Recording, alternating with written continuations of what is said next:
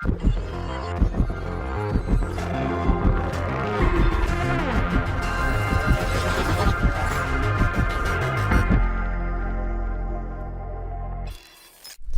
bien, en la clase de hoy entonces vamos a hablar sobre la unión neuromuscular. La base pues de todo esto va a ser la transmisión sináptica. Podemos decir pues que la transmisión sináptica es el proceso principal a través del cual las señales eléctricas se transfieren pues de una célula a otra, sea entre dos neuronas o entre una neurona y una célula muscular, que es lo que se va a tratar la clase de hoy. Los clásicos describen dos tipos de sinapsis, eléctricas y químicas. Sin embargo, actualmente se conocen más, pero solo nos vamos a enfocar en las sinapsis químicas, que son las que nos interesan porque más adelante en otro vídeo vamos a tratar sobre la contracción del músculo esquelético. Pues bien, hablando un poco sobre sinapsis químicas, viendo la imagen de acá abajo, las sinapsis químicas, esta se da pues o ocurre cuando la corriente eléctrica pasa de una célula a otra a través de unos canales iónicos especializados conocidos como uniones intercelulares, como es el caso pues de los cardiomiocitos o de las células de músculo liso que actúan como sinsitio. Sin embargo, tenemos el otro caso, que van a ser las sinapsis químicas, que esta de aquí pues depende de la liberación de un neurotransmisor por parte de la neurona que va a estimular a la célula postsináptica. En este caso la célula postsináptica va a ser la fibra muscular.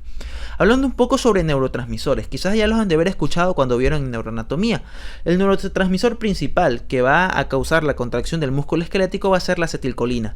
Esto no significa que la acetilcolina es el único neurotransmisor que existe. Podemos mencionar también a la adrenalina, a la noradrenalina, a la dopamina, a la serotonina, al glutamato, al GABA, al óxido nítrico, a la histamina. Sí, tenemos un sinnúmero de neurotransmisores, pero va a ser la acetilcolina la responsable de la contracción del músculo esquelético.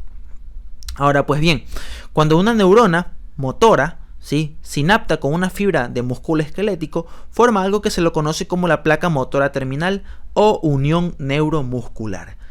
A continuación vamos a ver ahora la ultraestructura de la unión neuromuscular. Pues bien, esta placa motora terminal o unión mioneural va a estar formada por dos elementos. Primero, tenemos a la terminal nerviosa mielinizada. Esto es importante, es una terminación nerviosa mielinizada. Y por otro lado, pues tenemos a una invaginación del sarcolema que le pertenece a la célula muscular. El sarcolema pues corresponde a la membrana plasmática de la célula muscular estrada. Mucho ojo con ese detalle.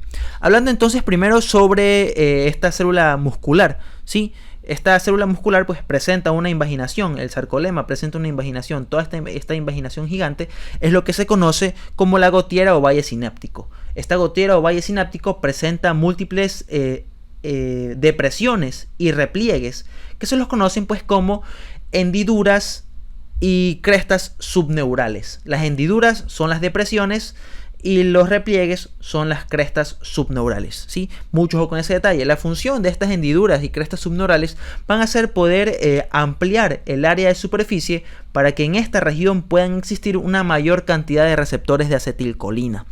El espacio comprendido entre la célula muscular y la terminación nerviosa, todo este espacio de aquí en blanco, es lo que se conoce como el espacio sináptico. Algunos libros lo denominan hendidura sináptica, pero para no confundirnos con las hendiduras subneurales, en este vídeo únicamente las vamos a llamar espacio sináptico.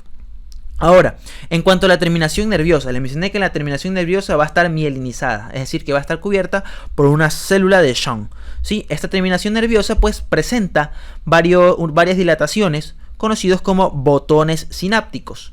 Dentro de estos botones sinápticos, es decir, en el citoplasma de la neurona, vamos a encontrar múltiples mitocondrias y un sinnúmero de vesículas, cerca de 300.000 vesículas que van a estar cargadas de acetilcolina.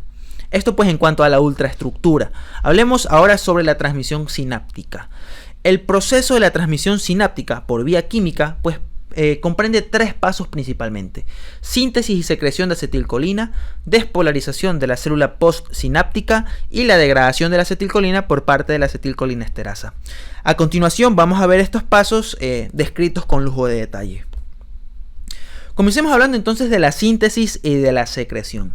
Sí, la acetilcolina va a estar formada por dos porciones, la acetilcolina A y la colina. Ahora, ¿de dónde vienen estas dos sustancias? Primero, la acetilcoenzima A. El acetilcoenzima A es una molécula resultante de varias vías metabólicas, como lo es la descarboxilación oxidativa del piruvato y la beta oxidación de los ácidos grasos. Es decir, que en ambas vías metabólicas, como resultado aparte de ATP, nosotros vamos a poder encontrar la acetilcoenzima A.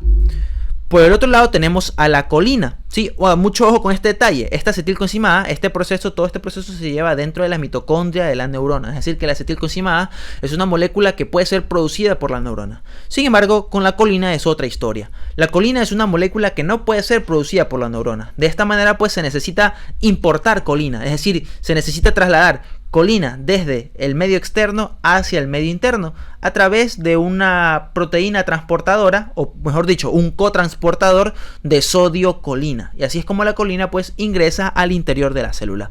Una vez dentro del citoplasma, ambas moléculas, el acetilcoenzima A y la colina, se unen por acción de una enzima conocido como la colina acetiltransferasa. Si por acción de esta enzima, aquí la tenemos, la colina acetiltransferasa, vamos a obtener nuestra molécula de acetilcolina, liberando pues el enlace que tenía el acetil a la coenzima A. ¿Sí? Esta es la reacción que se da, acetilcoenzima A más colina, por acción de la colina acetiltransferasa, obtenemos acetilcolina más coenzima A. Una vez que obtenemos esta acetilcolina va a ser empaquetada en unas vesículas que son producidas por el aparato de Golgi. Aproximadamente dentro de una vesícula existen alrededor de 10.000 moléculas de acetilcolina. Mucho ojo con estos detalles. Vamos ahora pues a hablar sobre la secreción. Esta parte de aquí es importante. Cuando un impulso nervioso llega a la unión neuromuscular, se liberan alrededor de 125 vesículas de acetilcolina hacia el espacio sináptico. Ahora veamos cómo es que se produce esta liberación. Primero que todo, como ya lo mencioné, existe un cambio en el potencial de la membrana. Este cambio en el potencial de la membrana hará que los canales de sodio regulados por voltaje se abran, dejando pasar al sodio desde el extracelular hacia el intracelular. Una vez que el sodio se encuentra en su interior, pues la célula se despolariza por completo. Una vez que se ha despolarizado, este es el segundo paso. El primer paso es el impulso nervioso con la apertura de los canales del sodio. El segundo paso, una vez que la célula se ha despolarizado, ahora se abren los canales de calcio regulados por voltaje, permitiendo pues que el calcio ingrese hacia el espacio intracelular. Mucho ojo con lo que voy a decir ahora. El calcio se concentra cerca de la membrana plasmática, formando unas estructuras que se conocen como barras densas o sitios activos, que son muy importantes. El calcio es una molécula importantísima para que se pueda liberar la acetilcolina. Ya les voy a explicar por qué. Una vez que el calcio intracelular aumenta, ¿sí? Esto va a producir los siguientes efectos. Primero, las vesículas sinápticas que se encuentran en un inicio pegadas al citoesqueleto por parte de una proteína conocido como sinapsina, ¿sí? Es decir, que esta sinapsina mantiene pegada a la vesícula del citoesqueleto. El calcio lo que va a hacer es fosforilar a la sinapsina para que la vesícula pueda ser liberada. Entonces ya tenemos a nuestra vesícula libre en el citosol. Ahora necesitamos que se aproxime hacia la membrana plasmática. ¿Cómo lo hace? De nuevo, el calcio. El calcio va a actuar sobre un grupo de proteínas conocidas como las SNAR. Tenemos una V-SNAR, que es la SNAR de la vesícula, y tenemos en cambio unas T-SNAR, que son las SNAR de la membrana plasmática. Estas SNAR, la SNAR V, la SNAR T y la sinaptogamina, estas tres proteínas van a actuar por acción del calcio y van a atraer la vesícula hacia la membrana plasmática. Y pues una vez que la vesícula se ha fusionado con la membrana plasmática, va a liberar las moléculas de acetilcolina hacia el espacio sináptico para que se puedan unir a sus receptores de acetilcolina que se encuentran en toda la superficie de la célula muscular. Esto nos lleva al siguiente paso. Tenemos ahora la despolarización de la membrana. Sobre las crestas y hendiduras subneurales, pues vamos a poder nosotros encontrar al receptor de acetilcolina, que es el que estamos viendo aquí en la imagen. Este receptor de acetilcolina tiene un peso aproximado de 275 kilodalton y va a estar formado por 5 subunidades. ¿Sí? 2 subunidades alfa, importantísimas, porque en estas subunidades alfa es donde se van a unir las 2 moléculas de acetilcolina. El receptor de acetilcolina necesita de 2 moléculas para poder activarse. Tiene también una subunidad beta, una subunidad gamma, y también tenemos pues una subunidad delta y tenemos una subunidad epsilon. En el feto existe una subunidad gamma, pero en el adulto la gamma es reemplazada por la subunidad epsilon.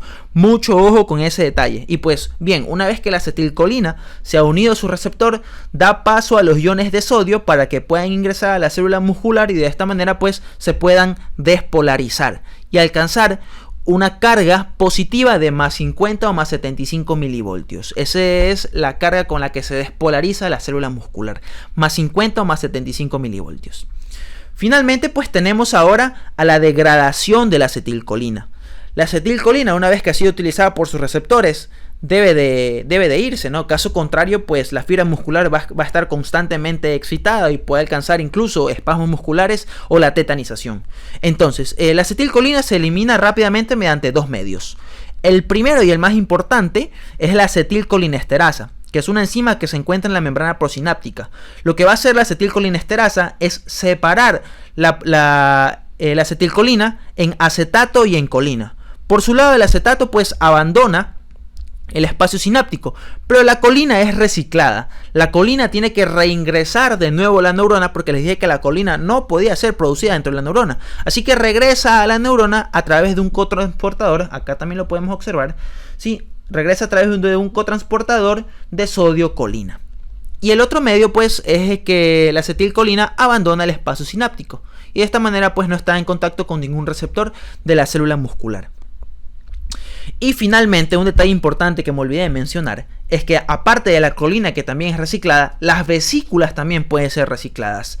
Las vesículas sinápticas están rodeadas por una proteína elástica conocido como clatrina. ¿Sí? Aquí la podemos observar. Esta clatrina hace que la vesícula pueda recuperar su forma y se pueda interiorizar de nuevo para que esté lista para llenarse de acetilcolina de nuevo.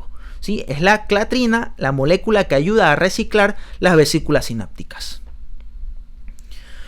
Vamos ahora al siguiente paso, a los fármacos y a las patologías relacionadas con todo este tema de la acetilcolina.